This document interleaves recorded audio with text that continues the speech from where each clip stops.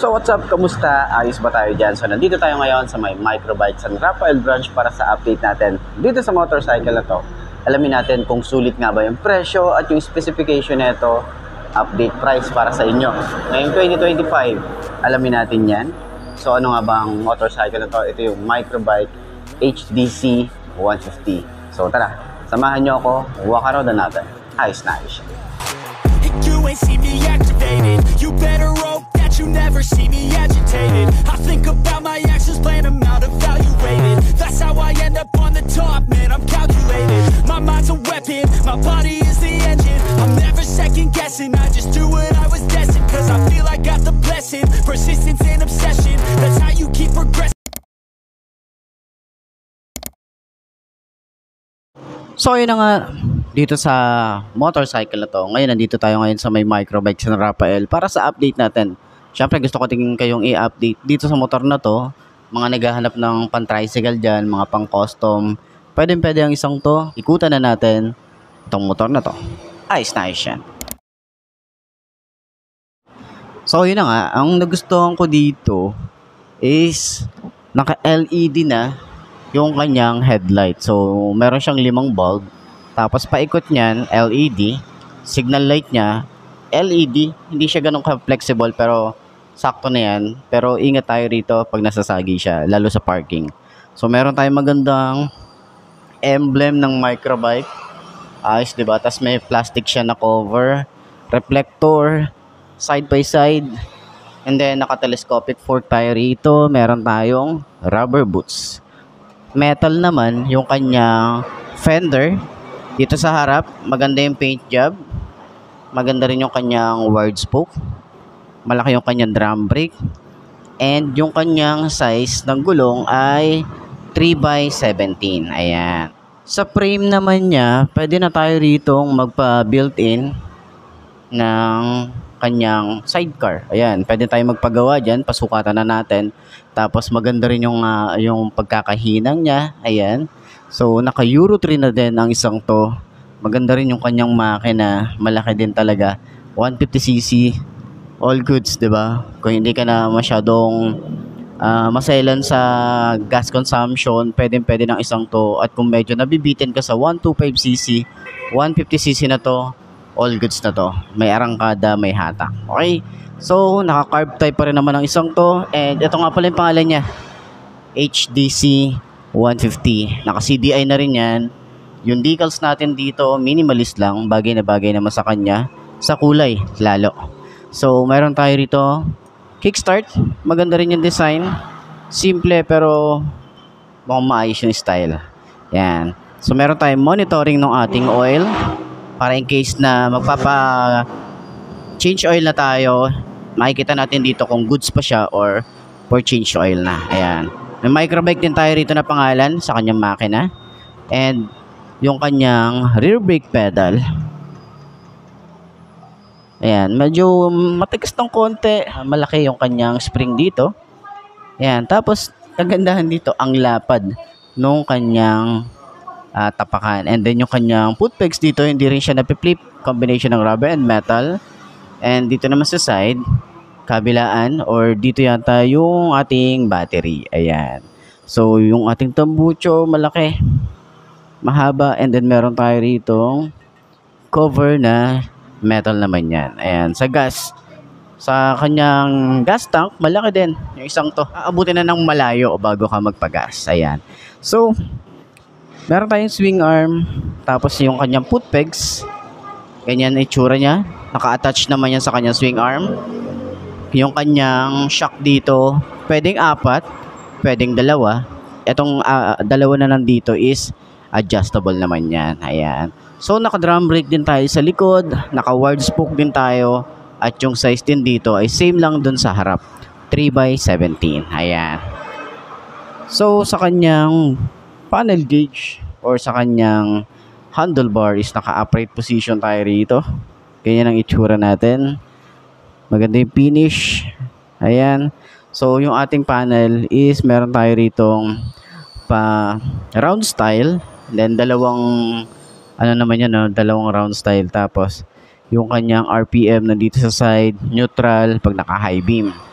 Dito naman sa side, speedometer, odometer, yung kilometers na natakbo niya na. Okay, tapos dito naman may microbrake din siya rito. And then meron din dito na fuel gauge. Sa gitna, yung kanyang gear indicator. Tapos ito naman yung signal light. Yung kanyang ignition, simple lang din yung kanyang ignition.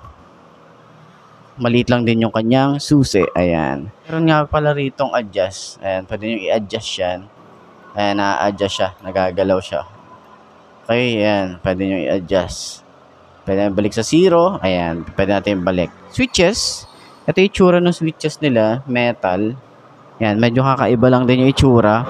Meron tayo ritong park light, headlight, electric starter. Yung lever, malapad din. Smooth lang din. Meron tayong goma.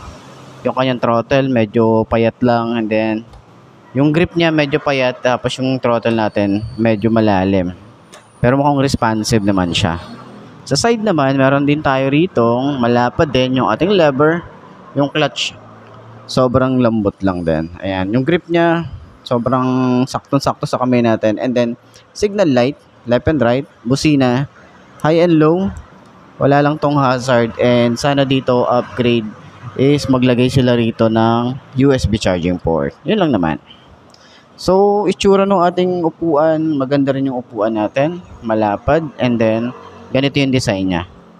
So, may microbrake din tayo rito na pangalan. Meron din tayong bracket para sa top box natin. Pwede na tayo maglagay dyan. And sa likod, meron tayo rito LED dito sa taas. Tapos, naka-bulb type pa rin naman siya. Ayan. Tapos, parang may reflector dito.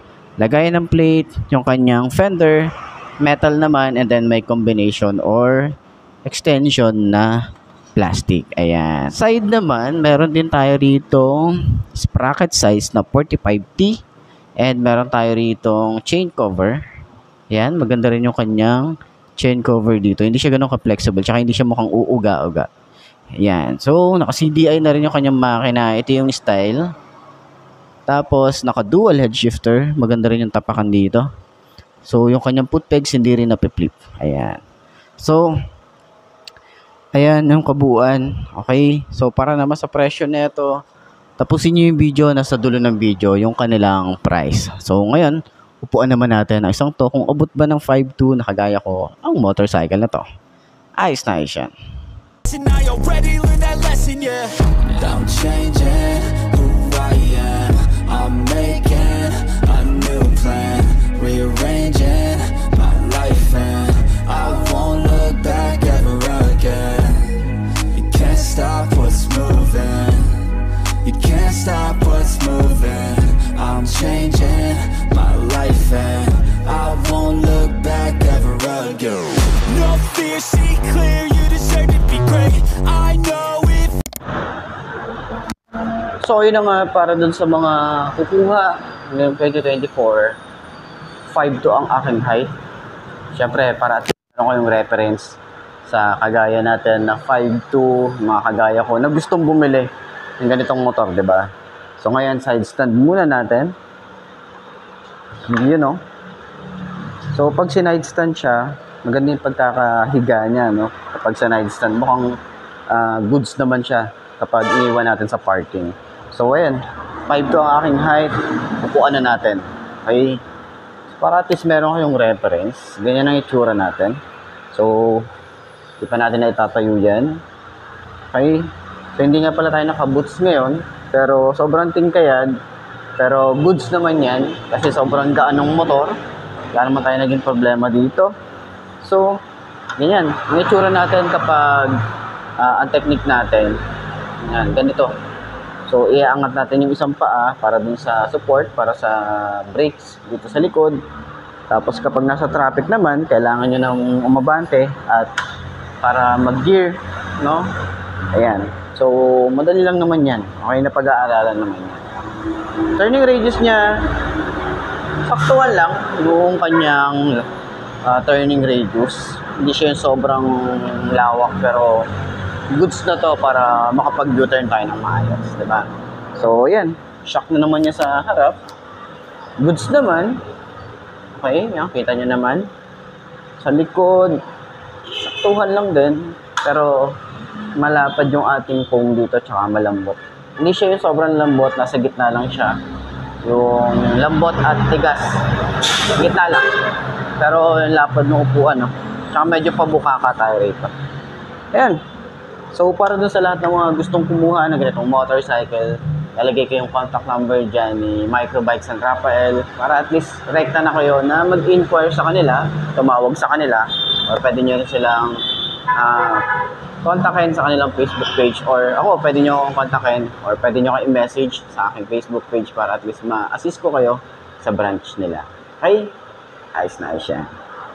So ayan, center stand natin. Magaan magaan yung motor. Diba? Center stand, digs naman. Ayos. So, yun ang mga best, no? Sa lahat ng mga nagtatanong kung magkano nga ba ang ganitong motorcycle. Ito ay nagkakahalaga ng 47,000 kapag kinuha nyo ng cash. At syempre, para naman dun sa mga kukuha ng hulugan, ipapakita ko na lang din dyan sa screen nyo kung magkano nga ba ang kanilang down payment at yung terms nila at yung rebate nila. So, ayun. Para dun sa mga nakagamit na ng ganitong motorcycle, baka pwede nyo i-share dyan sa comment section ano nga ba yung mga naging experience nyo sa motor na to. So, at least para meron tayong ma-share dun sa mga gustong kumuha na ganitong motor, di ba? Ayos na ayos yan. So yun na mga best, no? Ito na ba ang motor na babali sa'yo? Kung ito na nga ay markahan mo na yan at mag-subscribe ka na sa aking YouTube channel, i-click mo na rin yung notification bell para updated ka sa lahat ng videos na upload natin dito araw-araw. So laging tatandaan, wala sa brand ng motor ang tatagal yan, kundi na sa pag-aalaga mo yan, tatagal yan, ayos na ayos yan. So kita ka na lang ulit tayo bukas. I'm Mark D. Ciao. Maraming salamat sa inyo. Babush. Ha. You can't stop what's moving. You can't stop